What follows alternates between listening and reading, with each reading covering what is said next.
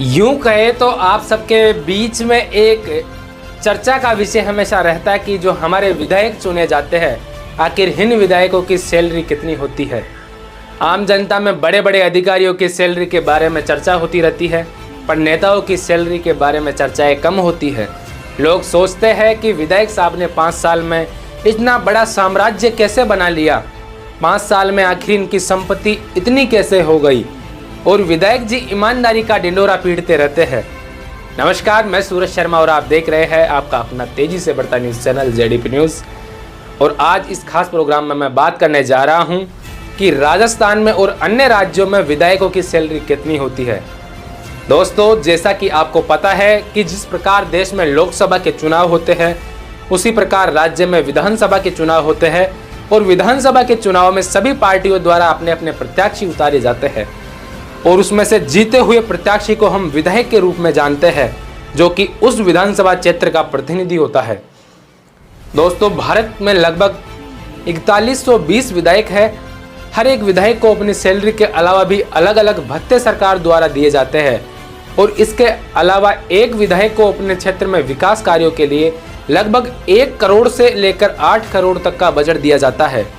दोस्तों, आपको बता दूं कि अलग अलग राज्य के विधायकों की अलग अलग सैलरी दी जाती है, जिसमें सबसे ज़्यादा सैलरी लेने वाले विधायक तेलंगाना राज्य के हैं, जो कि लगभग 2.5 लाख रुपए प्रत्येक विधायक को दिए जाते हैं। तेलंगाना के बाद विधायकों को सबसे ज़्यादा सैलरी देने में महाराष्ट्र, यहाँ के विधायकों को लगभग ₹2,32,000 रुपये महीने की सैलरी दी जाती है।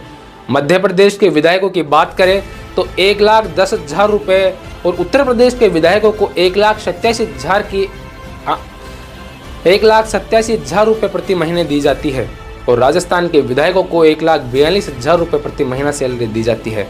दोस्तों, विधायक को विधायक की सैलरी के अलावा भी विधायक निधि में लगभग 7-8 करोड़ का फंड मिलता है, जो कि पूरे 5 साल के लिए मिलता है, और वो अपने क्षेत्र में विकास कार्यों में इस फंड को लगा सकता है। इसके अलावा 5 साल में लगभग 200 हेडपंप उनको मिलते हैं, और इसके अलावा भी उनको कई प्रकार की सुविधाएं दी जाती है, जिसमें मेडिकल सुविधा, यात्रा भत्ता, और विधायक जी के साथ एक यात्री ट्रेन में यात्रा कर सकता है। राज्य सरकार की बसों में विधायक जी फ्री यात्रा कर सकते हैं, साथ ही उनको वाहन भत्ता भी दिया जाता है, और चिकित्सा सुविधाओं के साथ साथ एक निजी सचिव दिया जाता है।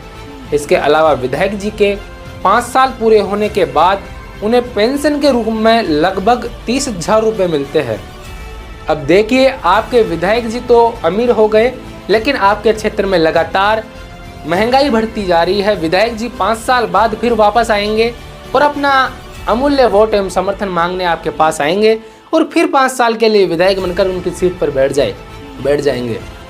विधायक में तो परिवर्तन आ रहा है, लेकिन आम जनता में क्या परिवर्तन देखने को मिल रहा है?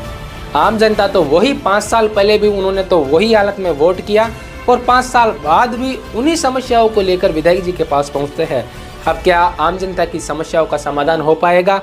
वर्तमान में राजस्थान में भाजपा की सरकार है, और भाजपा की सरकार होने के साथ साथ भजन लाल जी मुख्यमंत्री है। क्या भजन लाल सरकार में आम जनता की समस्याओं का समाधान हो पाएगा? और हो रहा है।